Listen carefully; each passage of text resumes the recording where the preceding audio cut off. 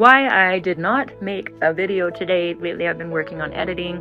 My Annie Oakley series took me 5 days to get through, and I've been so bummed out that it's taken that long. And so today I was getting started on a video plan called The Ghost Army. So I had every intention of creating this video, and I had the plans laid out, a vision for how I was going to spend the afternoon working on this story that I've been dumping all of myself into since I finished the Annie Oakley series. But instead, something completely unexpected walked through the door. I didn't hear a knock, but me and John were in our room, and we both looked out our window, and there's this really petite little lady, like, how tall was she? 4'10", or maybe 4'11", just standing out our door. And John got up and looked out the window, and then went to the door and answered the door, and there's, just kind of talk. But it took a minute because we didn't hear a knock, but we saw her out there, and so we're just kind of like, okay, who is this? What is this? So she was a woman from the census, and she was saying, well, didn't you get the letter? Didn't you get some kind of letter that probably said, informing us that she was coming? But we were thinking it was supposed to be for the people who lived here before us because we just moved in. So this woman from the census showed up. She was supposed to be here for like 10, 20 minutes, maybe half an hour tops, just to ask a few questions, but those 10 minutes turned into nearly 4 hours. 4 hours. And then, but it was a good 4 hours. Like, it was like we were sitting around talking and visiting, and then questions would come. So we found a lot of connection and likeness with each other, a kin connection. So when she got there, though, at first I was feeling torn. I kept thinking about how far behind I am falling in my project, and there was a tension in my chest, like a tug of war between responsibility and something else I couldn't quite name yet. I almost told her no. I almost was like, no, I'm not going to answer a bunch of questions. And I almost tried to hurry it along, but something inside me just kept saying, stay, just be here, be present, stay the course, be here. And it wasn't super hard to make that decision because she was a delightful person. But at the same time, I'm just like trying to get work done, kind of thing. So here she is. She was in her 70s, petite, funny, quick-witted, and from the moment she started talking, I couldn't help but think of John's sister Diane, who we absolutely adore. The similarities were uncanny. Her humor, her warmth, the way she remembered things from the past, but sometimes needed a little bit of help. Braden and John are listening.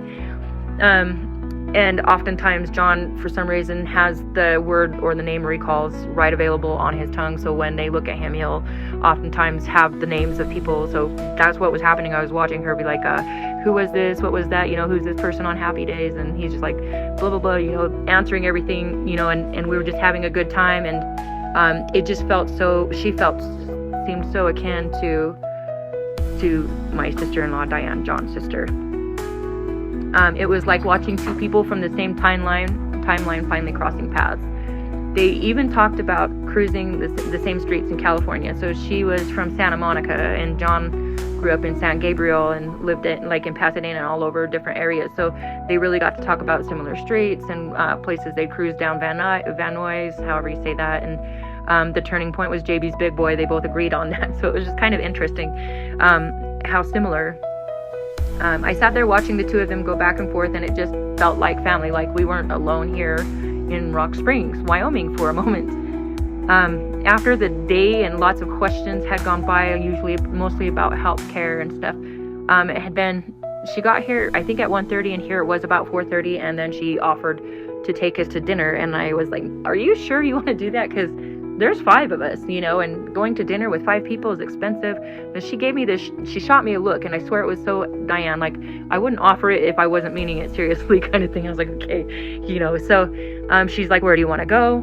I didn't have an idea because I was like, first of all, I'm just being asked if I want to go to dinner. I'm like, sure, we want to go to dinner, but I don't know where we're going to go. And then she's like, well, how about King Buffet?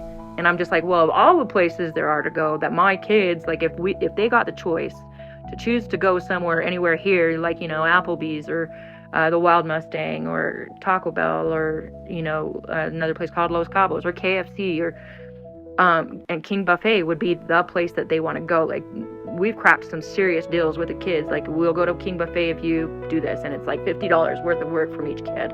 So that's their place. she mentioned it, and that's when I knew something was aligning, because out of all the places in town, that's where they'd want to go. Here we are with this stranger who somehow picked exactly what would make the kids the happiest, just like Diane would do. And so we went, we ate, and we laughed, and we spent time with a woman who felt like she'd been part of our lives all along. It reminded me of the story of Mary and Martha. Martha's in the background just preparing everything, making sure everything's in order, really worried about how Jesus would feel about the way everything is unorganized.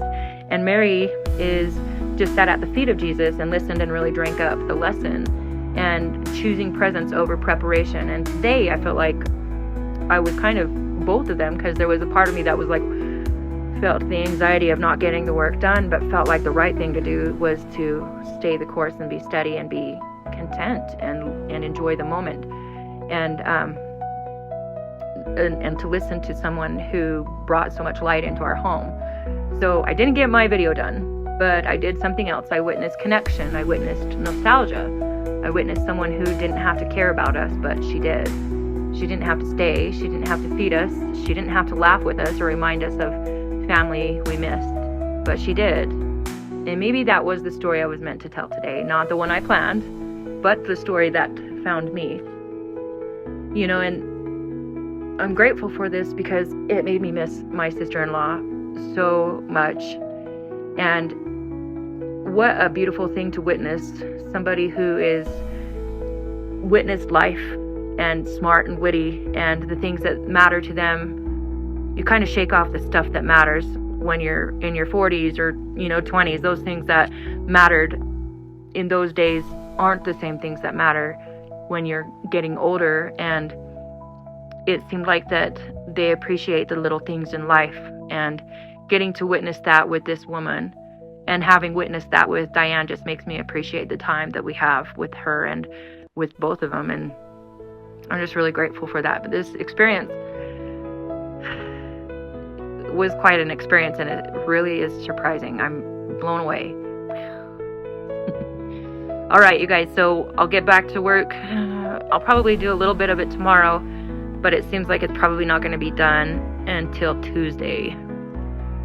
Hopefully sooner. That would be great if it's sooner, if I can really get it out there. I just started my job at Denny's, and so when my feet don't hurt and I'm done with the day, it's really hard to get my brain on task to do a second half of the day working on editing videos and creating historical stories that I find interesting, or that I think you guys might find interesting. Anyways, we'll see you guys shortly. We'll see you guys, or we will see you in the next video.